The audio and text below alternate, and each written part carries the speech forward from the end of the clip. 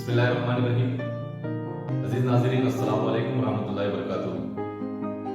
इस नए लेक्चर के अंदर हम आप सभी का इस्तकबाल करते हैं। पिछले लेक्चर में हमने असबाब या असबाब बदन इंसान इस टॉपिक को शुरू किया था और असबाब की 4 किस्में हमने देखी थी, जिसमें से 3 जो किस्में होती हैं उनको हमने बहुत अच्छी तरह से कल एक्सप्लेन भी कर दिया था और उम्मीद करते हैं कि आप सब लोग उसको समझ भी चुके होंगे। असबाब की एक किस्म जिसे असबाब फाइलिया कहते हैं उसे हमने आज के लेक्चर के लिए छोड़ दिया था। तो इंशाअल्लाह आज के लेक्चर में हम असबाब फाइलिया के बारे में पढ़ेंगे। तो आइए देखते हैं कि असबाब फाइलिया किसको कहते हैं, इसकी कितनी किस्में होती है और कौन कौन सी चीजें इसके अंदर शामिल होती हैं। तो जैसा कि हमने देखा था कि असबाब की 4 किस्में होती हैं: असबाब मादिया, असबाब फाइलिया, असबाब सूरिया और असबाब तमामिया। उसमें से असबाब फाइलिया ये आपकी स्क्रीन के ऊपर लिखे हुए हैं। इसकी बेसिकली 2 किस्में होती हैं। पहली होती है असबाब सित्ता ज़रूरिया और दूसरी होती है असबाब गैर ज़रूरिया। इन दोनों में एक छोटा सा फ़र्क होता है जो इंशाअल्लाह आज के इस लेक्चर के अंदर हम सीखेंगे और इसको अच्छी तरह से समझेंगे। तो सबसे पहले तो हम ये देख लेते हैं कि असबाब फाइलिया किसको कहते हैं। तो जाहिर सी बात है कि ये लफ्ज़ जो बना है तो ये फ़ाइल से बना है। इसको आप इंग्लिश के लिए ये कह सकते हैं कि इसका मतलब एक्टिव भी होता है, यानी ये इंसानी बदन के ऊपर एक्टिव वे के अंदर असरअंदाज होते हैं। ये इंसानी बदन के ऊपर असरअंदाज होते हैं और इंसानी बदन में या तो सेहत को बरकरार रखते हैं या फिर मर्ज पैदा करते हैं। अब इसकी 2 किस्में की गई हैं। तो पहली जो इसकी किस्म होती है तो वो असबाब सित्ता ज़रूरिया होती है। इसको असबाब सित्ता ज़रूरिया क्यों कहते हैं, उसके पीछे एक वजह है।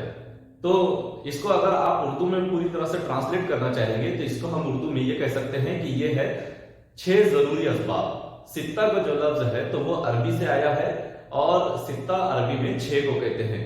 यानी ये ऐसे 6 ज़रूरी चीज़ें होती हैं कि जो इंसानी बदन के लिए बहुत ज़्यादा लाजमी है। इनका तवाज़ुन इंसानी बदन के लिए लाजमी है।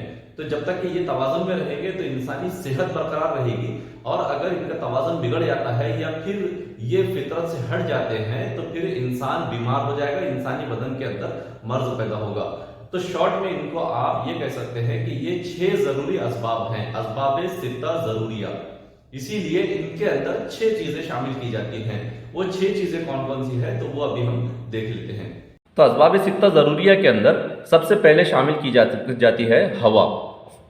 हवा को आप इन्वायरमेंट कह सकते हैं, जो हमारा माहौल होता है आप उसको ये भी कह सकते हैं। तो हम हमेशा बात करते हैं इन्वायरमेंट की, हम हमेशा बात करते हैं माहौल की। तो हमारे इर्द गिर्द जितनी भी चीज़ें होती हैं वो सब इन्वायरमेंट के अंदर शामिल होती है, वो हवा के अंदर शामिल होती है, माहौल के अंदर शामिल होती है। इसको आबो हवा लिखने की गलती मत कीजिए, क्योंकि आबो हवा जब हम कहेंगे तो उसके अंदर पानी भी शामिल हो जाएगा, लेकिन पानी के बारे में हम दूसरे जो सबब होते हैं उसके अंदर देखेंगे। तो पहले नंबर पर आती है हवा, फिर दूसरे नंबर पर है माकूल व मशरूब। तो माकूल कहते हैं फूड्स को, या जो चीज़ें खाई जाती हैं उनको कहते हैं, और मशरूब कहते हैं ड्रिंक्स को, जो चीज़ें पी जाती हैं। तो इसमें सब की सब चीज़ें वो शामिल हो जाती हैं जिनको हम खाते हैं या फिर पीते हैं। उसके बाद में हरकत व सुकून बदनी होता है। तो हरकत का मतलब तो होता है मूवमेंट और सुकून का मतलब होता है पॉज, और बदन का मतलब तो हम सब जानते हैं, ये कॉमन सेंस है। तो इसका मतलब ये होगा कि movements and poses of body, या फिर फिजिकल मूवमेंट्स एंड पॉजेस। उसके बाद में हरकत व सुकून नफसानी होता है। तो सेम वही चीज़ है, हरकत भी है, सुकून भी है, लेकिन नफसानी है। यानी अब इसका फिजिकल से ताल्लुक़ नहीं रहा, बल्कि ये स्पिरिचुअल हो गया, या फिर इसका ताल्लुक़ अब हमारे नफ्स से हो गया, या फिर ये जहनी चीज़ें हो गई, नफ्सियाती चीज़ें हो गई। उसके बाद में 5वें नंबर पर आता है नौम व यक़ज़ा। तो नौम कहते हैं नींद को और यक़ज़ा कहते हैं बेदारी को। तो नींद व बेदारी आप इसको कह सकते हैं। और सबसे आखिर में जो आता है तो वो इस्तफ़राग व एहतिबास आता है। तो इस्तफ़राग कहते हैं बदन से मवाद के निकलने को, और एहतिबास कहते हैं बदन में मवाद के रुकने को।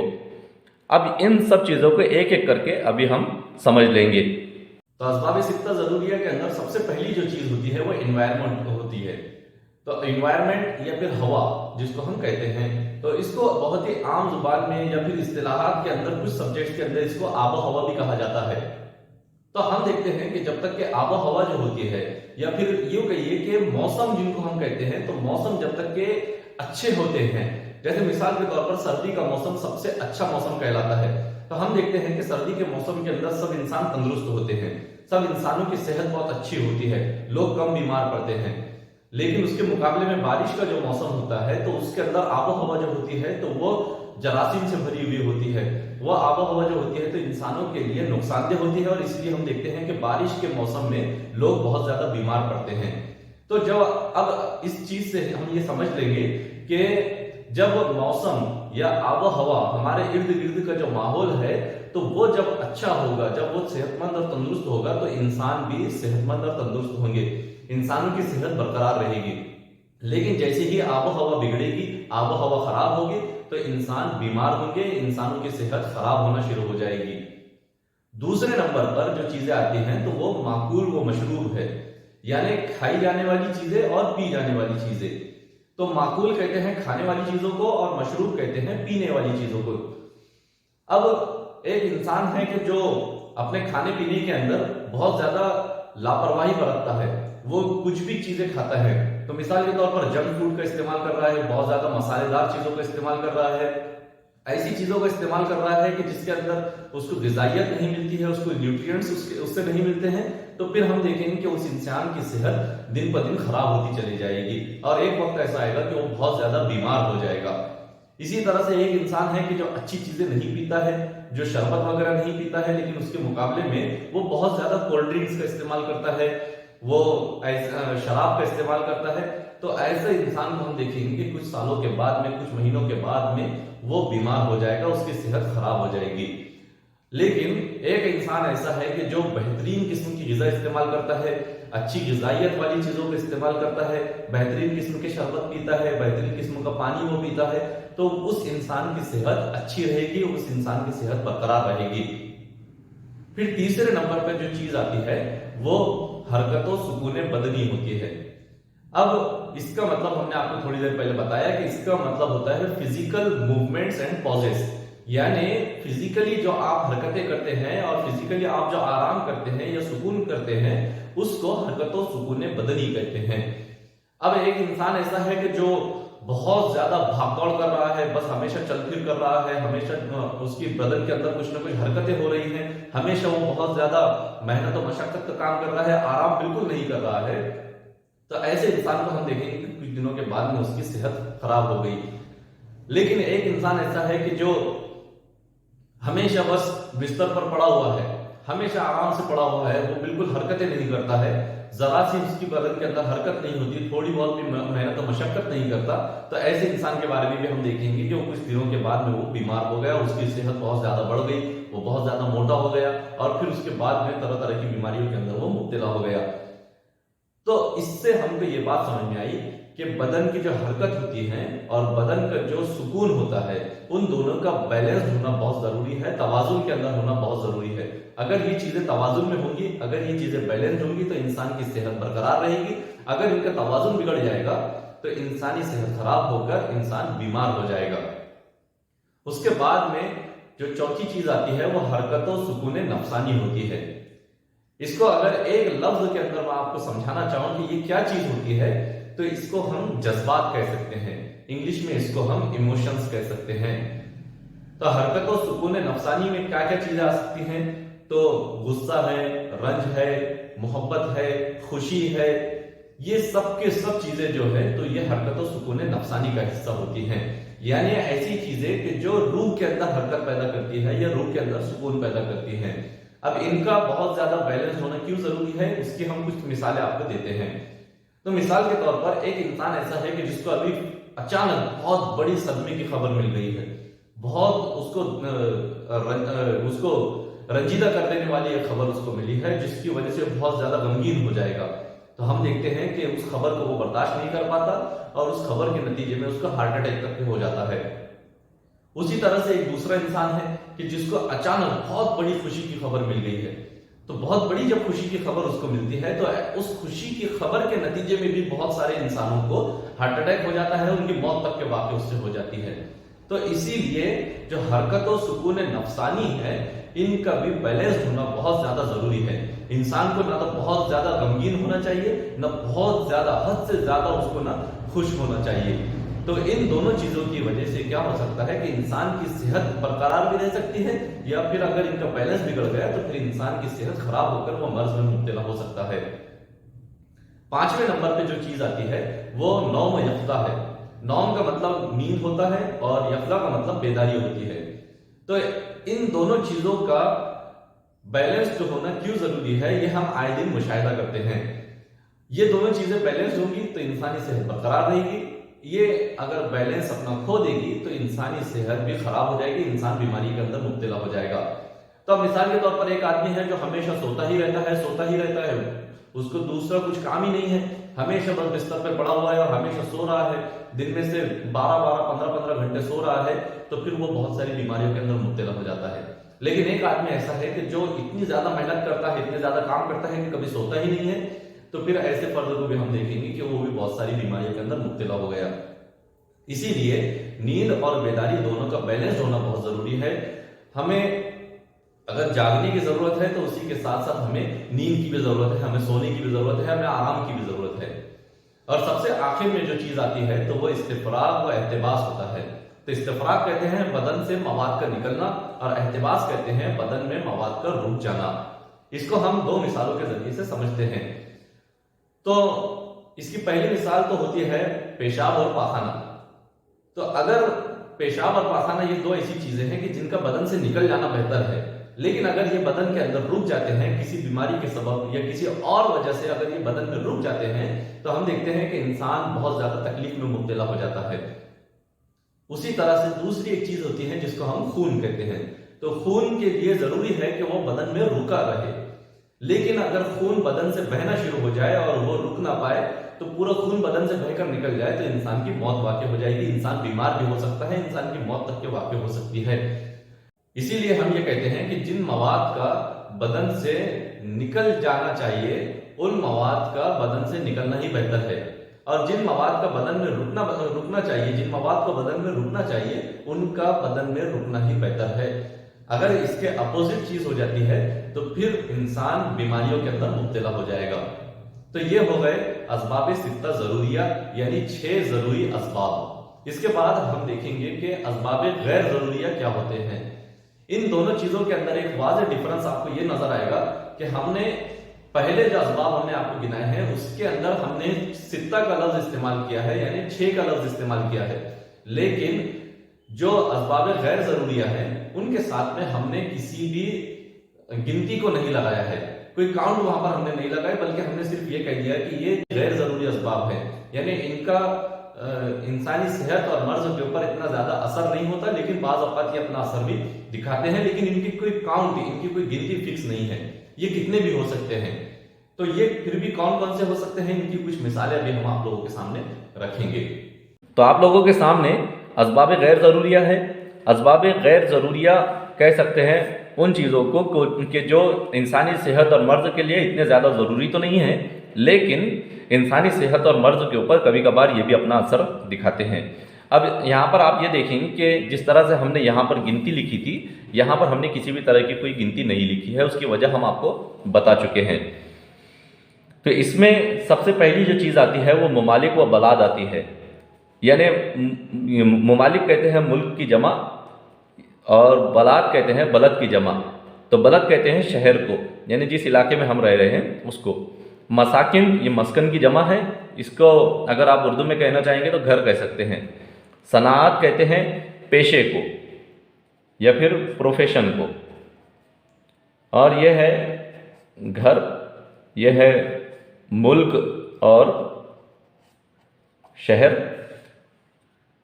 आदात ये तो हम सभी को पता है कि आदत की जमा है, और असनान कहते हैं ये सिन की जमा है, और इसको उर्दू में आप उम्र कह सकते हैं। इनको एक एक करके अभी हम समझ लेते हैं। तो ये जो असबाब गैर जरूरिया है, यानी गैर जरूरी जो असबाब है, तो अभी आप इनकी लिस्ट देखकर समझ गए होंगे कि इनको गैर जरूरी क्यों कहा गया है।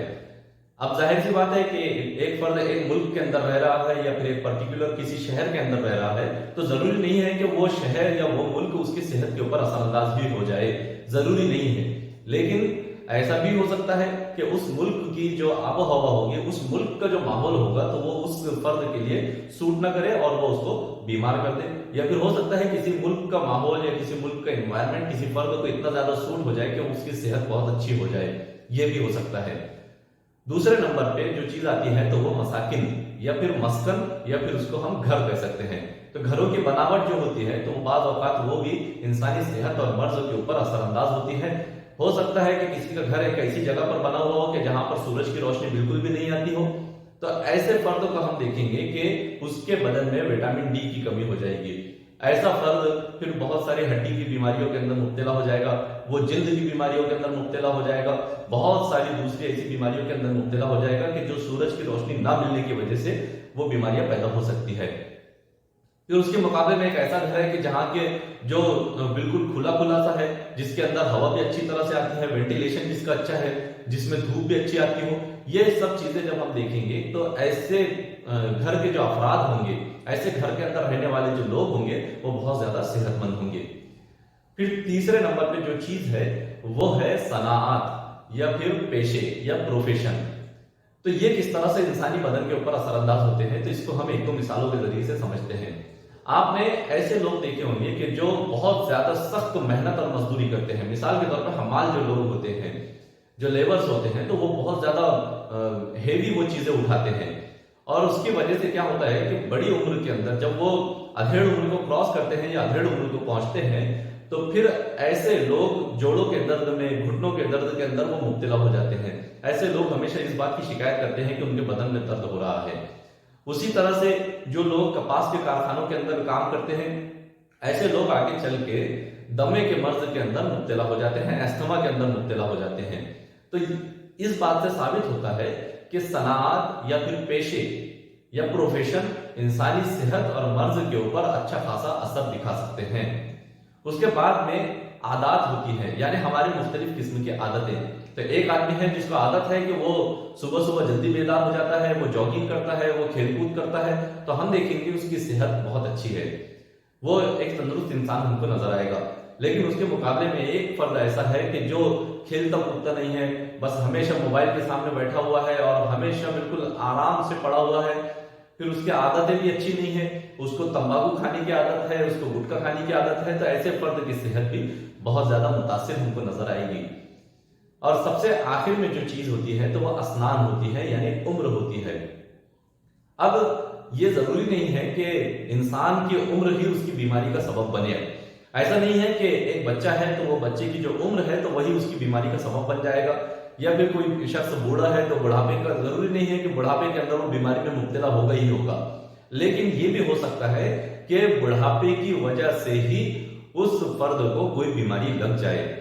तो इस तरह से ये जो चीजें हैं, और इसके अलावा भी और बहुत सारी चीजें हो सकती हैं कि जो इंसानी सेहत को या तो बरकरार रखेंगी या फिर इंसानी सेहत को तबाह करेंगी और उसको बीमारियों के अंदर मुब्तला कर देंगी। इसके अलावा और भी बहुत सारी चीजें हो सकती हैं जो आप अपने तौर पर इमेजिन कर सकते हैं, आप खुद गौर फिक्र कर सकते हैं कि ऐसी कौन कौन सी चीजें हो सकती हैं। तो आज के लेक्चर में इतना ही। हमने आज के लेक्चर में असबाब फाइलिया की दोनों किस्में, असबाब सिक्ता जरूरिया और असबाब गैर जरूरिया, दोनों भी देख ली है। हम उम्मीद करते हैं कि ये लेक्चर आपको पसंद आया होगा। इसमें जो चीजें हमने आपको बताई हैं तो आपको अच्छी तरह से समझ में आ गई होंगी।